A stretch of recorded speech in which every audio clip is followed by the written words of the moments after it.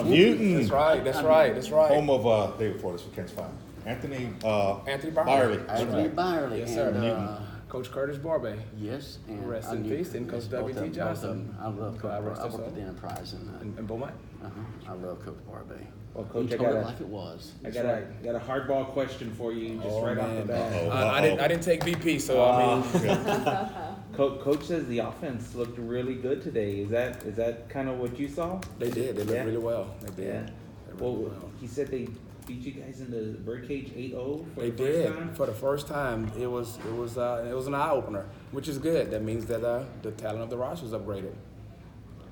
We talked a little bit about the quarterback. He said that they all look good, but that Yes. Frank Harris took a step. He said still too close to call. That's right. It would be premature to say but that he looked good did certain things. You're on the other side. Right. What does Frank bring to the table? Well, Frank is dynamic, as you all know. He can do multiple things. He can throw it. He can run it. He's a great leader. So, from our side, he leads them really, really well when he's out there. So, you have to watch him. He's the dual threat, as well as a great leader, and the guys rally behind him. Dual threat. It's interesting to say that because Frank says there's a perception out there he's just a runner, but he can really throw He the can ball really too. throw the ball. I mean, he's very accurate. He can throw the deep ball, the intermediate, and the touch passes as well. Yeah. Thank you. Coach, how will the defense be different from last year, if at all? Well, we'll be more experienced. We played a lot of guys last year that were young. They had a lot of game experience that's paying its toll this year. So we're happy about that. So as far as schematically, it's not going to change as much, but personnel will change because we're deep in the D line and deep in the secondary as well. Who are the guys on that defensive line group who have stood out or can make the biggest impact? Well, I'll tell you what, it's names that you've heard all before. They've been here. This is the fourth year playing with Eric Banks, Jared Macklin, King Newton, Balin Baker. They've been here for 4 years since we've gotten here. That's been our mainstay up front. And what's the process like of trying to find guys at linebacker who stands out there at this point? Well, right now we have a lot of young candidates that came in. We brought in 4 new guys this offseason. They're fighting for playing time. And, after 8 days, we have a really good battle going on in there. And you moved Austin Martell from secondary to linebacker? Absolutely. How's that working? It's worked really, really well. I mean, being a fourth-year guy, he's a senior. He brings a lot of leadership to a young room. Yeah. He's been in a lot of the battles, so he knows the right way, and he knows the culture of our defense. What made you decide to make that move? Well, actually, his body just matured. He's up to 220 pounds and of muscle that he can really, really run. And being that we're in a spread league, that speed is necessary, especially at the backer position. Yeah. It was an easy transition for him. Because he kind of played like a linebacker mentality when he was back there. Absolutely. Being that he was a more in the box safety, it was just a natural progression, and he was very comfortable playing close to the ball. Right. Coach, I know that life goes on. Every season is different. Every team is different. But you look over there at that defense, and how much do you miss that guy with the long hair? Oh man! I'll tell you what. You don't replace guys like that. You replace them with depth. You replace them with depth. And what he did a really good job of showing the guys that's coming after him how to do it. So that's what he left an impression. Sure, he left an impression. Coach was fired up about the defense. He said we have a chance to be pretty good on defense. It's a big, in general terms, just you feel good about going in with the guys you got. You got some people Absolutely. coming back. I feel really good about this group. They feel really good about themselves. They're playing with a lot of confidence. Flying around, we're very deep, so that's always a good thing. So you can play several guys, and they can stay fresh and run. And competition makes everyone works a lot harder. Coach, I was looking at the roster the other day. I was trying to figure out who are going to be the guys at safety. Do you know who those guys are going to be yet? Well, I can tell you Carl Austin will be out there for sure. Carl Austin, he's going to be there. He's fifth-year guy. He missed the whole season last year, which we lost a lot of veteran leadership with him. But hey, I hate to say that I'm glad that he's back this year. But What's he bringing to the table this year? Carl brings a lot of experience. He's extremely smart and probably the best athlete on the team. He's the fastest, he's the strongest, very positive, a great communicator, a great leader. Carl is the guy that's up in the morning at 5:45 a.m. He's texting the entire team, hey, let's wake up and be great today on the group chat. He's the first guy there, the last guy to leave. He's the guy, being a fifth-year senior, if there's anything that's laying around the locker room as far as trash, he's the guy that will pick it up because he leads by example. So that's a great thing for us.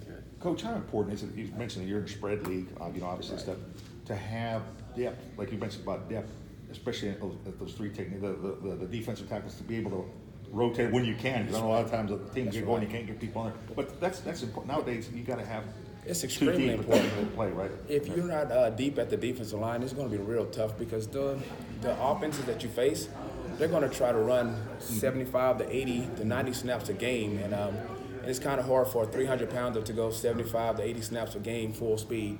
So, and we don't want a big drop-off when you sub one for another. So we really rarely like to call those guys starters. We just call those guys rotational players. So they'll all be in a rotation. Where does Leighton Garnett fit in? Leighton Garnett is a physical, imposing guy in the middle. So he has a great role for us. Right now, being that it's practice 8, he's learning our system because he didn't have an opportunity to go through spring practice. So he's going to be a great addition to our defense. There's a few guys in that position. How about Trevor Harmonson trying to come in and fit in at this point? Man, Trevor is an extremely good athlete. We're happy to have him here as well. He's playing the will linebacker position, the one that was vacated by Martell when he moved to the linebacker spot. So we're excited about Trevor. He had a really good day today. He flashed, made some really good flash plays.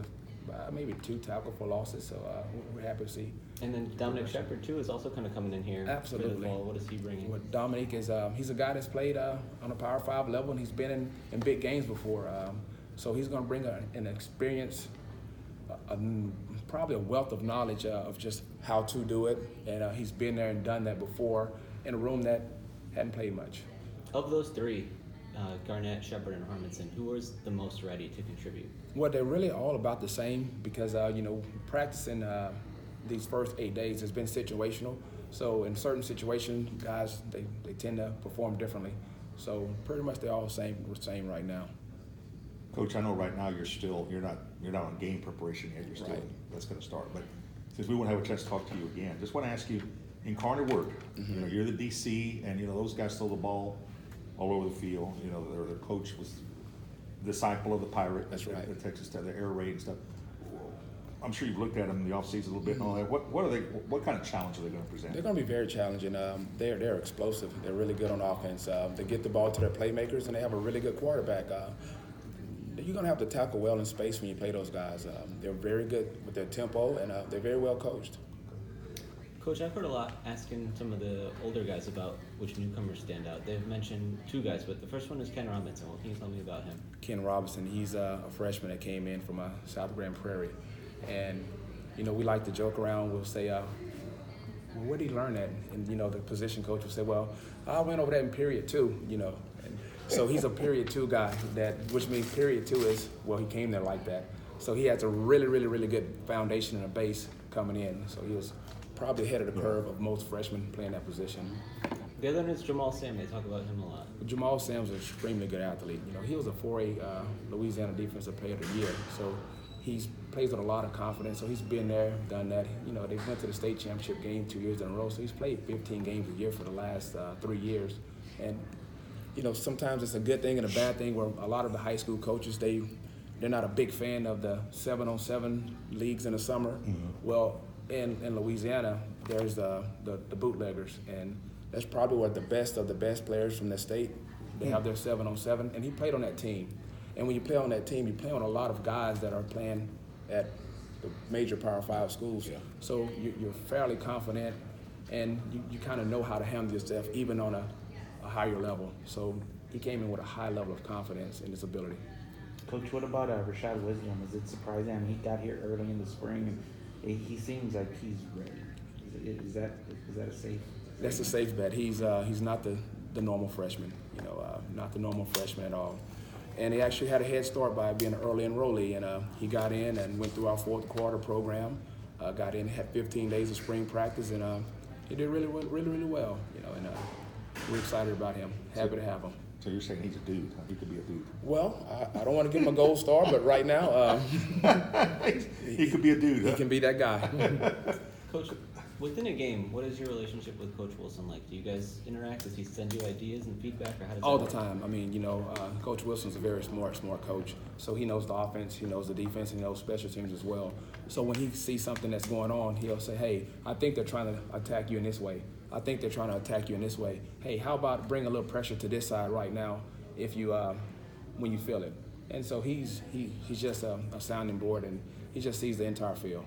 I mean, he doesn't tell you like in Remember the Titans where Herman Boone goes to the defense coordinator. He goes to say, No. They score again. I'm taking over that defense. No. And you just worry about the offense. No, he would never do that. He's more of a, you know, he's there when you need it. He's there when you need it, and he'll give you a subtle hint here. Hey, I think they're trying to tempo you right now, so yeah, you better have your next call ready. You know, and he's done that since we've been here. You know, from even with Pete and also because he watches film with the offense, he watches film with the defense, he watches film with the special team. So he has a grasp on the entire game. So I'm sure you appreciate that, right? Because you get so into, you know, you're in a vacuum, you're in the tunnel, right? And I tell he's you coming what, out that he can see the. He sees it all. Like, you know, he'll say, "Hey, I think they're warming up the backup quarterback. You know, hey, do they have a package with the backup quarterback?" You know, he'll say just subtle things that you're coaching your team, you're coaching your coaches from the press box, and he'll just show you another perspective of the game, the full field. Has his demeanor been any different going through fall camp this year compared to last year? Oh no, he's always the same every day. I mean, he's the same every single day. Hadn't been any different. He's just the same guy. You know what you're going to get every single day. He's going to come to work hard, and have fun doing it. How important is that for you? Because he lets you coach. How important is that? Oh, that's the best. You don't have to worry about looking over your shoulders. You know that you're judged on the job that you do, and this is your job. He hired you to do a job, and he expects you to do your job, and he trusts you to do it. And it's the best thing in the world. Coach, on your side of the ball, we talked to Coach Wilson about it a little bit, but do you see now? I mean, let's not sugarcoat it. You know, the season didn't quite go the way it went. It did Lost the not. last six games. So, in your unit, which I know you're close to, and you work with, do you sense this? I've heard chip on the shoulder from several guys. Is there a sense of urgency there? I know they come into the season; they're always going to be fired up in the start of the season. But is this year a little different because of last year, maybe that they want to come back and they want to kind of a tone? Yeah, they're proud. That's the word he used. They're very prideful. They're prideful young men that they have a lot of pride, and they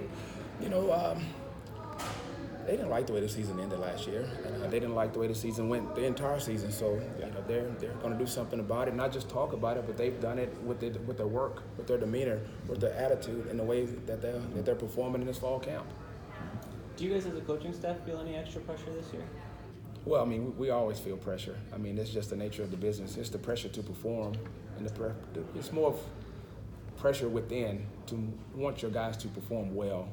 And if they perform to the best of their ability, everything's going to take care of itself. Some of the guys have told us this is more of a player-led team this year. Is that a change that you've seen? What exactly does that mean? Well, actually, when we got here, we played a lot of young guys. And, when you play young guys, they really don't know the right way to lead. So you have to lead them. You have to lead them until now they've reached the point where they can lead themselves. And like I said, Balin Baker, Eric Banks, King Newton, Carl Austin, those guys have been here, so they know how it's supposed to go. They know the culture of our program. So they're able to lead the young guys and say, hey, this is how we do it. This is what we're going to do here. So it's a player-led team. Does that make your job any different or easier because they have some of that responsibility themselves? Well, we've always had good kids, so it doesn't change it in any way. It's just that those guys hold the players accountable a lot more. And it's been a really good thing, All right, Coach, we appreciate it. Thank you, Coach. Best of luck.